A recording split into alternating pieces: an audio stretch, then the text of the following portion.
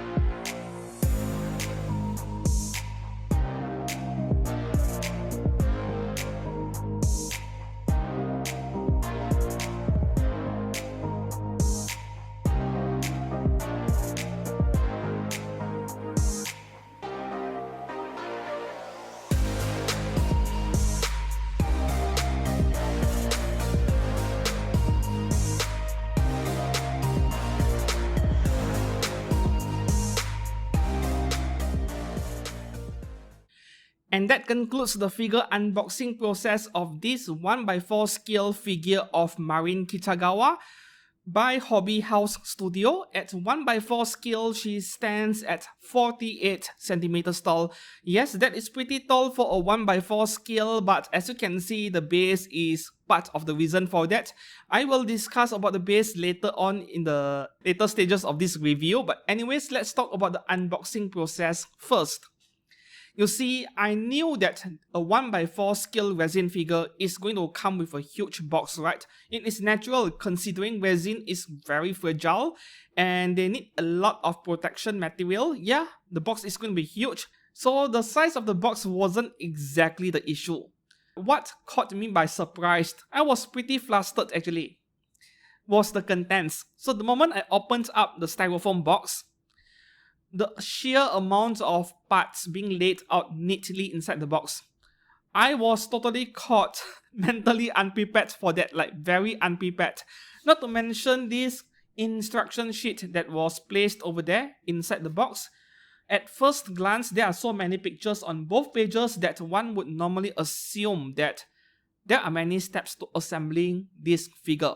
So that initial impressions over there, before I even touch any of the parts, I was already feeling overwhelmed, like, no, I can't do this. I can't do this at all. Especially when this figure does not belong to me. It belongs to someone, one of you who watched this channel, and you offered to send me your figure, your Marin Kitagawa figure, to be unboxed and reviewed, and I really do appreciate that. But at the same time, it means there is a lot of responsibility. I have to be really careful not to cause any damage to the figure, and because of that, I felt a bit overwhelmed initially. I was like, no, I'm not doing this shit, man. I am not doing it. And then I paused my video recording for 10 minutes. I set aside for just to calm myself down and gather my thoughts. And then I was thinking, maybe let's give it a try anyway, right? So that one sentence, or rather a warning on this instruction sheet, that really made me really anxious. When wearing BC underwear, please use a hairdryer about 5 cm away from the model to hit the red area evenly. And after softening, that is when you can assemble the outfit. So see, resin is a stiffer and a more fragile material, a very brittle material compared to PVC, ABS, and other types of plastics used in genuine Japanese figures. There's also a warning over here where it states that when the room temperature is lower than 25 degrees Celsius, the model toys will become hard and brittle. So imagine how stressed I was when I read this warning on this instruction sheet. And then I took a proper look at every single picture. Okay, maybe this isn't as bad as I thought, but still, those fragile undergarments, I was really anxious about it. But given that how Malaysia is a very hot and humid country, yeah, our room temperatures are pretty high, 28-30 Celsius easily. So maybe it is possible to assemble this thing. You don't want to go below 25 Celsius according to this warning over here. Not to mention, I don't have a hairdryer or hot water lying around in my studio. So I have to assemble it the way it is. So I kept things simple. I will go for this pink color underwear only because I think this is the most attractive one. This black bikini over here, I did not even bother.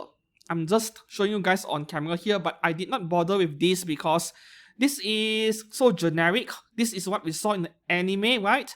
And if I wanted a figure of Marin with this bikini, I would just go for the genuine figure that was announced by Good Smile rather recently in One Hobby, or the one by Freeing at 1x4 scale. If I go for third party, I would want something else rather than this black bikini over here. And thankfully, yeah, with this figure over here, we have two sets of different options for the undergarment, and I really prefer this one a lot more. The colors are really nice over here. So this one, I'll just put it aside, not needed really. Yeah, without the help of any hot water heat gun or hairdryer, I managed to dress up the figure, fortunately. However, there's this one part behind the figure. This strap, which is supposed to go behind her back. Yeah, this strap over here is way too loose, right? It won't fit at all, it'll just fall off. So I decided to omit it I believe that I have to heat this thing up and bend it slightly before I can push it into the figure and make it fit properly. So since I don't have a heat source with me, I decided to omit this. During the assembly process of the figure, when I realized that every single part are magnetized, I think most of the stress inside of me, they faded away. So I don't have to worry whether the parts are too tight or too loose, and for parts that are too tight, sometimes using excessive force will break it. Yeah, I don't have to worry about that because every part attached to each other with very powerful magnets. So that was a huge relief to me, and to me, it made the figure feel rather sophisticated in a way. So that is always a nice thing. However, one minor nitpick about the instruction sheet is that the way the text and all of the instructions are being written here, it looks rather unprofessional, as if they used Microsoft Notepad to type these instructions. Yeah, the presentation on the instruction could have been a lot better, though this is just me nitpicking, but I think the nitpicking is justified given that this figure here cost $850. Yes, you heard that right. She is widely sold out at the moment in many stores, but if I'm not mistaken, when she went on pre-order a year ago, it was cheaper, way cheaper, like $150 cheaper or so. But if you were to find one in stock today and purchase one, yes, it is $850.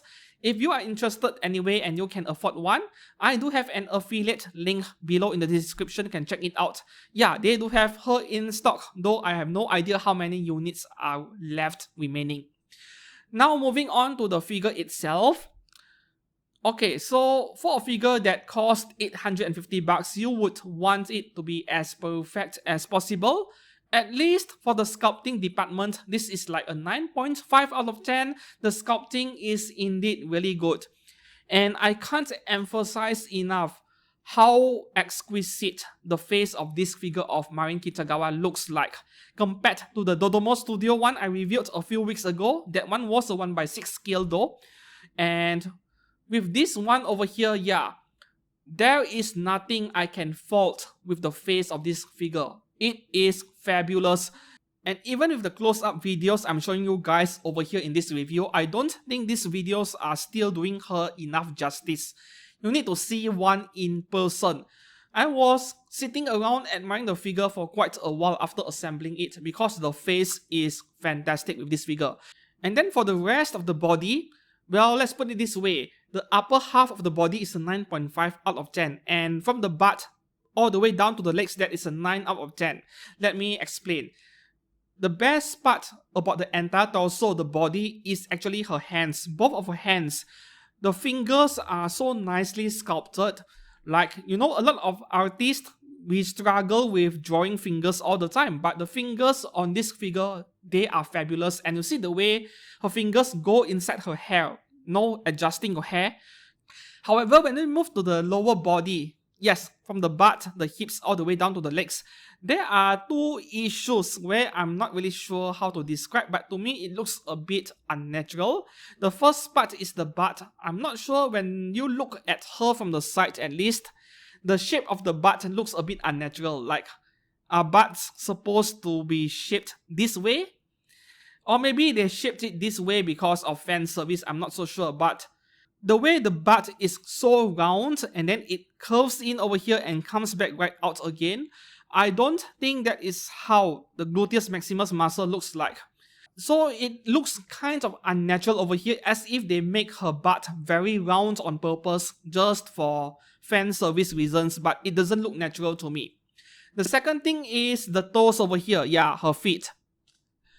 Her feet and her toes, they just don't look as good as the one made by Dodomo Studio. It feels like it is an afterthought to them. They are concentrating on everything from the thighs up to the figure, and then they neglected the legs. That is what it feels like to me. It doesn't look bad at all really, but because I get to compare, yeah, the Dodomo Studio version looks so much better in person compared to this statue over here by Hobby House Studio. And then now we move on to the paint job, right? With the paintwork, there is both good news and bad news. The good news is the paintwork on this figure is mostly excellent. Like, the way they gradient the hair from yellow color down to peach and orange and so on. The way the gradient, the paintwork, it is really nice. And then all of the undergarments, the paintwork is also really precise, very smooth surface finish and so on. The skin is also very well done. Overall, this is just a bikini or a swimsuit figure, right? A figure this simple, very few things can go wrong in the paint department. And fortunately, that is the case over here, except for the very fact that it feels like the manufacturer, the brand behind this figure, they are not taking enough care when it comes to managing this figure when the figure is being produced in the factory. You see, it feels like the company has been handling this figure rather carelessly when they are packaging the figure after painting maybe. There are way too many paint scratches on this figure, and in my opinion, that is unacceptable for $850 figure. Let me show you guys a couple of examples over here. On both sides of the figure, on the hips over here, yeah, you see those grey color lines over there?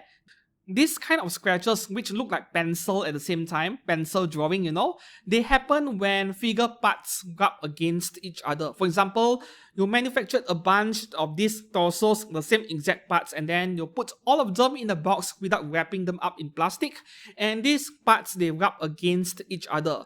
This friction will inflict scratches that look like this, what you're looking at in this video over here. And I think there is a touch too many such paint scratches or friction scratches on this statue, which is unacceptable for $850. The second thing is that when you look at her ass, her butt, there are two grey color spots over there, very symmetrical. Those are dust spots, you see. And it happens when the table is dusty and then you place a figure which you have just freshly painted on the table, and then you don't wrap that part in plastic. So what happens is that any dust on the table, any dirt on the table, they just stick on the surface of the figure. And this is exactly what you get over here. So combined with that paint scratch on some parts of her body and these two dust spots over here on her ass, what this tells me is that there is a lack of care and attention from the company that manufactured this figure. Maybe they were rushing a deadline, for example, they did not want to delay it any further. So after mass producing all these parts, they leave it lying around on a table that is dusty. And then doing packaging, yeah, they are not taking enough care overall in general. And that results in all these things that shouldn't happen to a $850 figure. At the same time, this also means that all these things you're looking at on this figure of Marin, they probably are not the same for every single copy of this figure. Some will appear better, some will be worse. It is not the same, right? After all, this is a QC related issue. Paint scratches like this, if it was a Japanese figure company, this would have been QC rejected already. That Astolfo figure which I covered in my Saber Extra video, also more than a month ago. Yeah, that figure was QC rejected in factory exactly because of those paint scratches. But given that this is a very expensive resin figure, the material cost is very high. Even if they screw up something, I suppose that they can't afford to QC reject it, they'll sell it anyway. And this is one such example over here, and also a very good example of why I don't trust third-party resin figures as much as genuine ones coming out of Japan. Not to say that Japanese companies are way better, there are those that really suck, like Beeful, Forge Japan, Insight, and so on. But in general, I would say that this figure has potential. It has potential to be the best Marin Kitagawa third-party figure ever made, only to be affected by QC issues like this, which shouldn't happen if they took a lot more care in the factory. And lastly, regarding the base, right? This base feels like an excuse to me to jack up the price of the figure way higher. They could have given the figure a simpler base but heavy enough to support the weight of the figure and ask for maybe $600 for the figure, but they just had to make something this extravagant looking so that they can ask for more money. Yeah, just to make the product feel more premium. And the second thing is that, yeah, they can also artificially inflate the specs of this figure. Wow, she is 48 centimeters tall. She is huge, so we can charge her more. It feels intentional, yeah. Not to mention LED, they are something cheap, right? It is just LED light.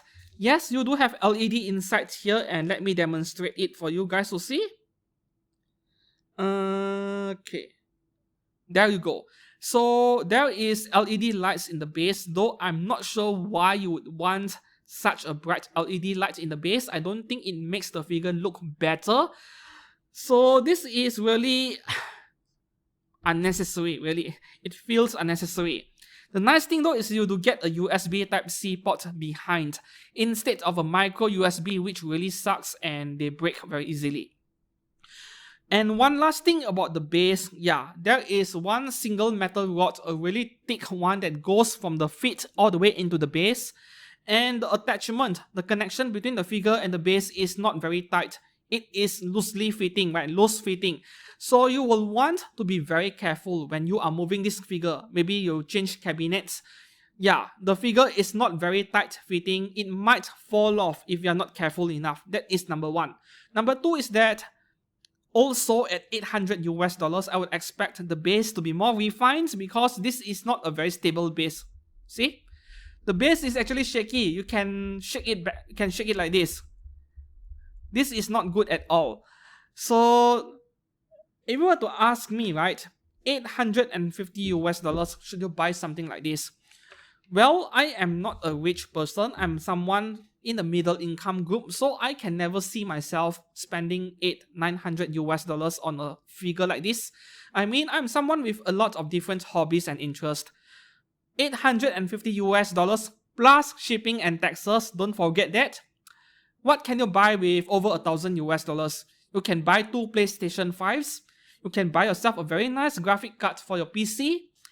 You can buy maybe 4 genuine scale figures at 1:7 scale. You can buy 2 3D printers. The list just goes on, you see. You can even buy a nice camera to start a YouTube channel of your own. So when I compare this way, to me, over $1,000 including shipping for a figure, it feels excessive. However, at the same time, I am not a rich person. To those of you who are making huge money, you are very successful in life, you make, I don't know, $6,000, $8,000 a month, then a statue like this is nothing to you, right? It is just a very small fraction of your income. So in the end, I can't really say that whether this figure can be highly recommended or not, because what determines whether this figure is suitable for you, it is all dependent on your income bracket, how much money you're making. And if you make a lot of money, maybe this figure is just pocket change to you, then by all means go ahead and purchase one, despite the flaws. Yeah, because this is definitely something that not many people will have in their homes, in their collection.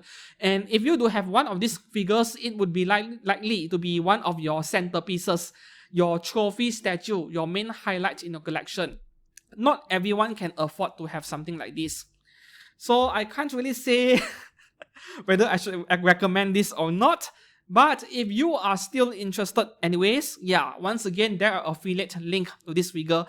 Down in the description below, you can go and buy one for yourself if you like what you're looking at over here.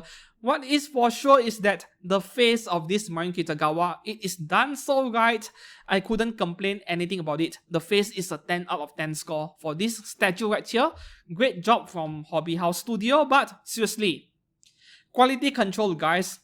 You need to do better than this.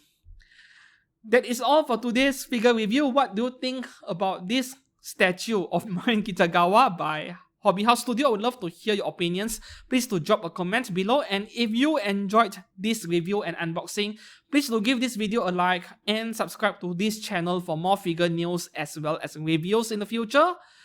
To the guy who lent me this figure for a review, thank you so much. This is an eye-opening experience for me, for someone who otherwise would have never purchased something like this, unless I make it big in the future, of course. Once again, thank you very much everyone, and I shall see you guys again soon. Goodbye.